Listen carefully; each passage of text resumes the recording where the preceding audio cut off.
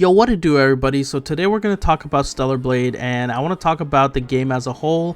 I was able to take some time and gather all my thoughts after beating the game. So today we're going to talk about the story, the gameplay, the music, and the graphics. Yeah, the graphics. So let's do this thing and let's start this review. Now let's talk about the combat of the game, and I thought it was going to be more of like a Souls-like before I started playing the game, or like a beat 'em up. But in actuality, it's more like if Sekiro and Devil May Cry had a baby together and the aunt was Bayonetta. And I'll let you all know why I think this game is a culmination of both, but basically blocking, dodging, and parrying in this game are super important. When you block enemies in this game, you take a little damage to your health and shield, but the most important things are the parries and dodges. When you parry and dodge an enemy, you go into these like cinematic modes where you can execute these sick looking attacks, and I feel like that's where the charm of the game really shines through. I mean, even the developers knew that you're going to be parrying a lot because they made it really satisfying to pull off a perfect parry in this game.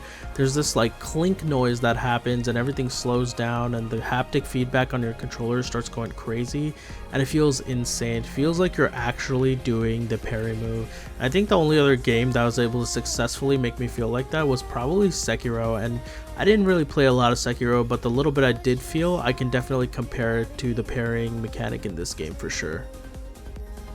That being said, the developers did not make it easy to parry because the parry timing was a little off for me.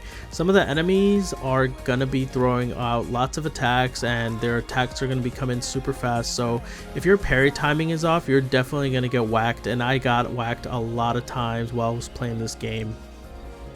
They make it so that you can't really spam your parry, so that if you do spam your parry, you're definitely going to get hit.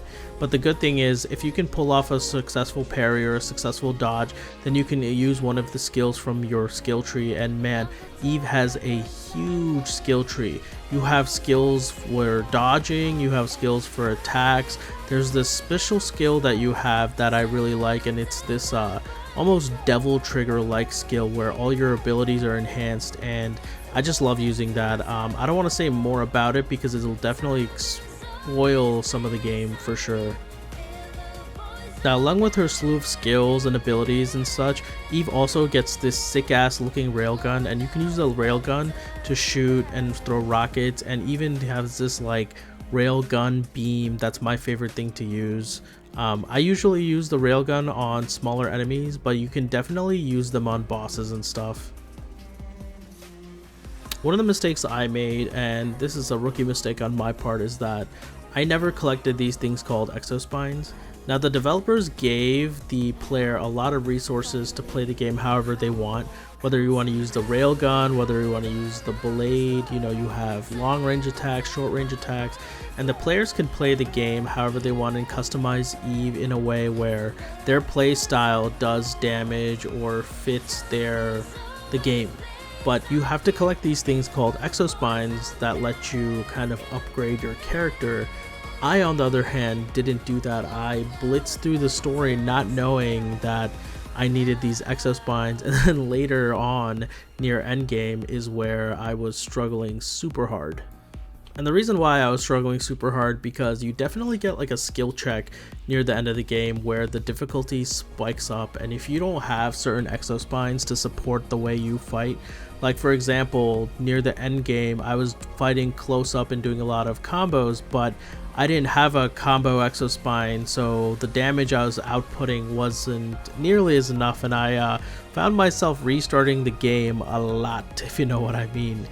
All things considered, I'll probably give Stellar Blade's combat an 8 out of 10. It was a lot of fun to play, and I really enjoyed the skills that they give in this game. I definitely found some of the bad guys and enemies kind of hard and difficult because just some of the ways they did their attacks were ridiculous, and the damage that they were putting out were insane. But it doesn't mean I didn't have a fun time playing the game. I definitely can see myself picking this up again and playing just because of the combat alone. Now, I had to give Stellar Blade its graphics a 9 out of 10. The environment and the graphics of the game are definitely eye candy. I found myself running around in the game and just enjoying the sights. The game is gorgeous. The fight scenes are nothing short of amazing, and sometimes it feels like you're watching a movie with how great the game looks and plays. There's just a really nice flow between the fighting and even just like the environment itself. It's almost like, you know, the characters and the models feel like they should belong there. So I played the game on balance mode. There's actually 3 modes. There's performance, balance, and graphics. I played the game in balance mode because I wanted that 60 FPS, but honestly, you could play the game in graphics mode and not even realize how if there's like any frame drops or anything, because it's so smooth. So kudos to them for really getting the graphics right, and not to mention like the music in this game is chef's kiss. It's amazing how many styles of music they have, but also how good the music is. The music in this game fits very properly with its environments. They did a really good job like optimizing both.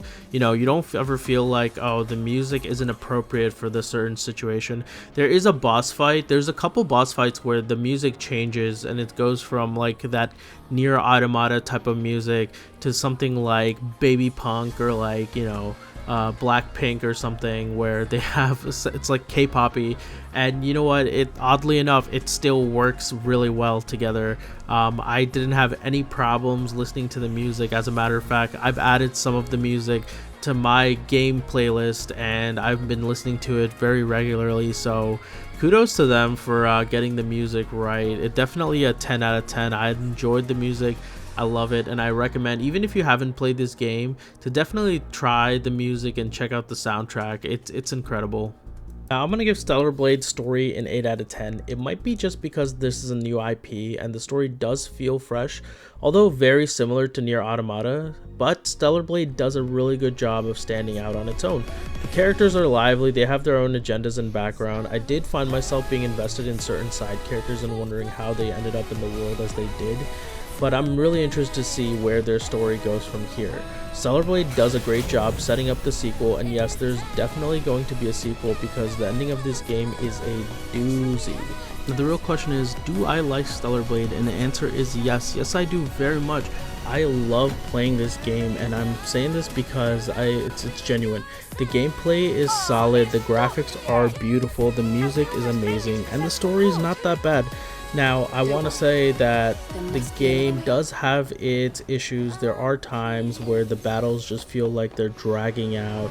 There are times where, you know, you're just like, man, this is too similar and too monotonous. The stages can be a lot of the same thing, but I feel like the game itself is presented in such a way where you sometimes forget that, because the environments are so amazing, because the music works so well together, and the gameplay is so versatile. I played this game and there are combos and attacks that I haven't even learned how to do yet, and that's one of the things that keeps me coming back. As a matter of fact, I'm definitely going to be playing through New Game Plus and trying to get a platinum trophy for this game, just because I enjoy it so much and it doesn't feel like I'm working to play this game. It feels like I'm just enjoying a game, and you know, the game is letting me enjoy it. In a world where there's so many remakes and remasters, I definitely see Stellar Blade shining through and just being something on and of its own. So yeah, those are my thoughts on Stellar Blade. Let me know what you think in the comments below, and if you like this video, definitely leave a like and subscribe to the channel because it'll help me out a lot. Yeah, that's the review. Let me know what you guys think, and I will catch y'all later. Peace out.